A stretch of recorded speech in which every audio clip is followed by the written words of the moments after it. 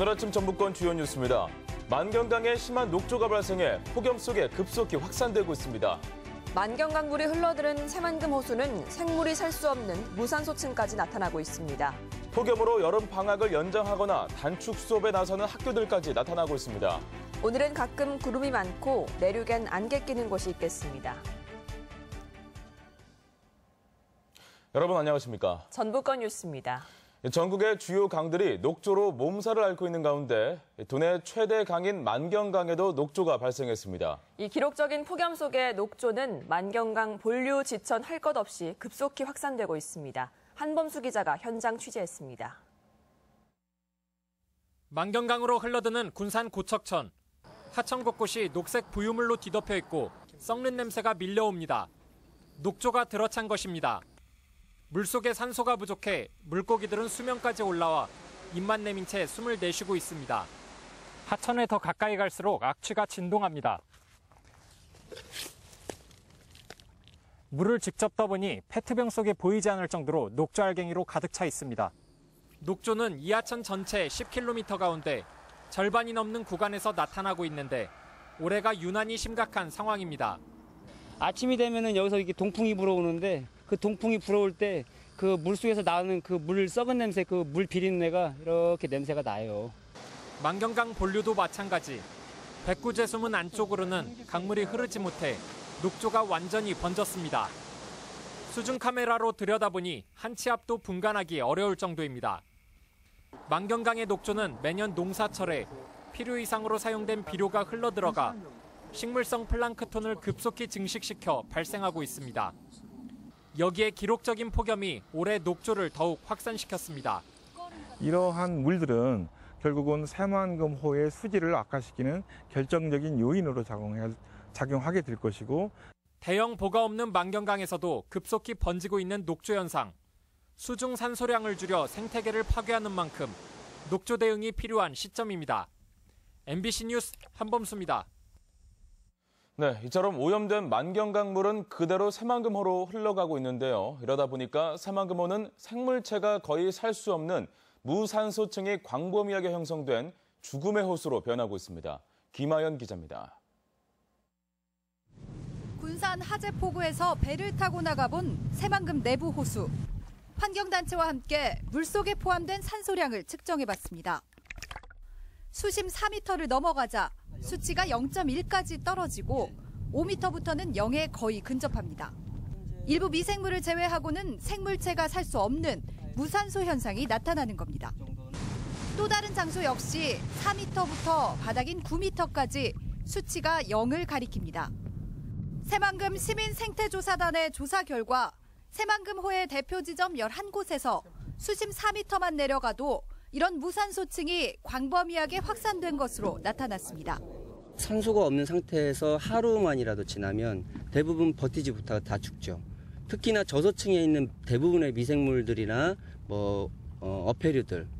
무거운 해수와 가벼운 민물이 각각의 층을 형성하고 제대로 순환되지 않다 보니 하층부가 썩어가는 겁니다. 어민들은 어종 감소를 호소하고 물고기나 어패류 폐사도 빈번히 일어나고 있습니다. 작년도에 비해서 지금 고기 어종이 지금 한두 가지로 전체적으로 줄어들어 버렸거든. 오로지 든 것은 망둥어하고 전어뿐이에요. 새만금 수질 대책이 겉돌고 있는 상황. 2조 9천억 원이라는 막대한 수질 개선 예산이 투입됐지만 새만금호 내부는 이처럼 생물이 거의 살 수 없는 죽음의 공간으로 변해가고 있습니다. 수질 악화로 결국 방조제 수문을 열었던 시화호. 새만금호 역시 인위적으로 수질을 잡기는 애초부터 불가능했다는 주장과 함께 해수유통 등 대안을 모색해야 한다는 목소리가 커지고 있습니다. MBC 뉴스 김아연입니다. 연일 계속되는 폭염이 개학 시기를 맞은 학교에도 골칫거리가 되고 있습니다. 개학을 하고 단축 수업을 하는가 하면 심지어는 개학을 연기하는 학교도 있습니다. 보도에 강동엽 기자입니다. 한 달간의 여름방학을 마치고 학생들이 오랜만에 교문에 들어섭니다.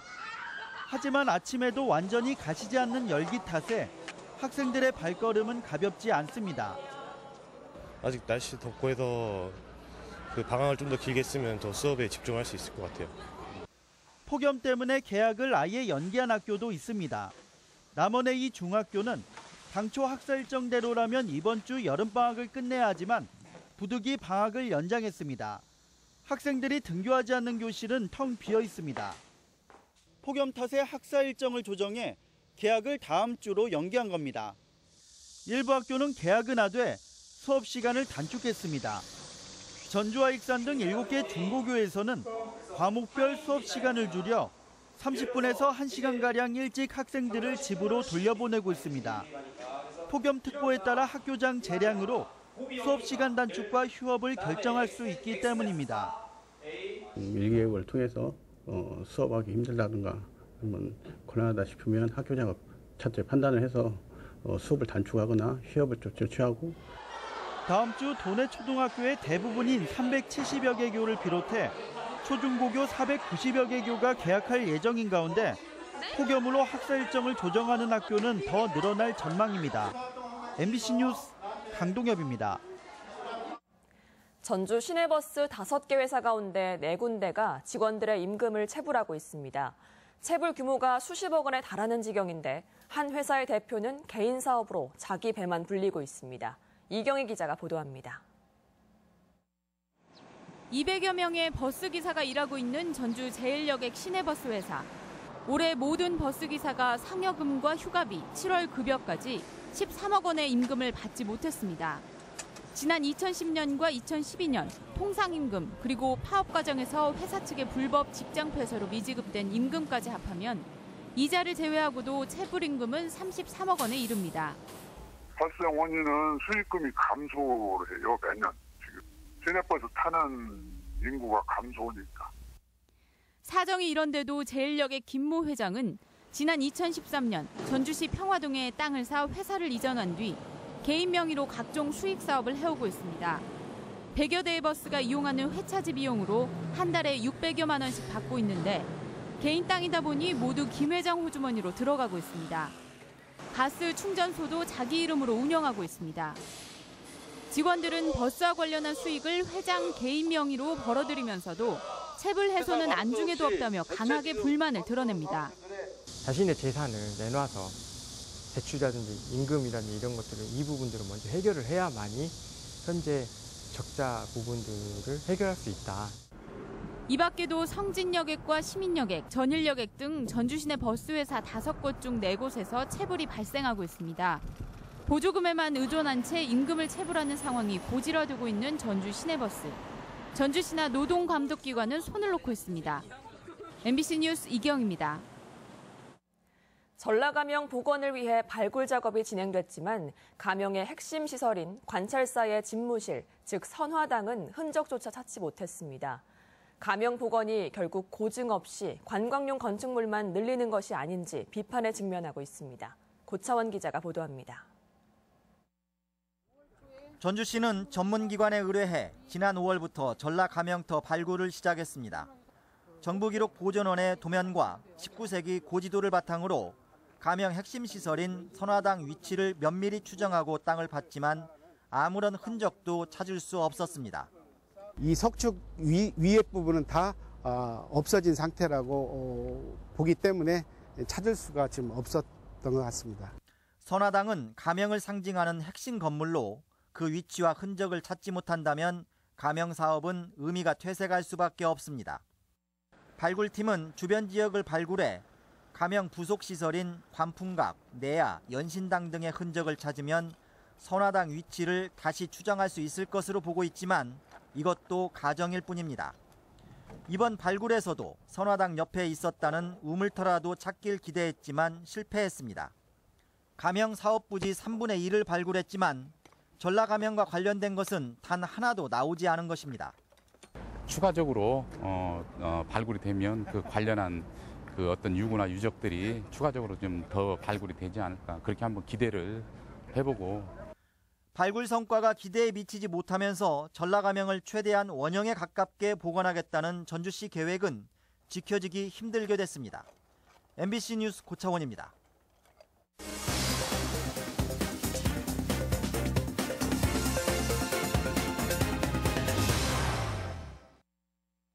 남원 서남대의 정상화 요구가 지역사회를 중심으로 커지고 있습니다. 완주군은 고정 노선의 콜버스를 맞춤형 지간선제로 변경해 운영합니다. 지역 소식 김한광 기자입니다. 남원 시민사회단체들이 결의대회를 열고 서남대 정상화를 촉구했습니다. 교육부 앞에서 열린 결의대회에서 공동대책위원회는 대학 폐지로 이어질 서남대 의대 폐과 방침에 반대한다며 삭발식과 함께 서명부를 전달했습니다. 구 재단의 자구책 계획안은 서남대 의과를 폐교하고 서남대를 평생 교육으로 만든다는 얘기는 남원의 서남대를 없앤다는 얘기입니다. 완주군은 동상면에서 운행하고 있는 수요 응답형 콜버스를 현재 고정 노선에서 다음 달부터는 이용객 편의를 위해 거점형 지간선제로 바꿔 운행하기로 했습니다. 동상면에서 콜버스 도입은 국민들에게 중요한 교통수단이 되었습니다.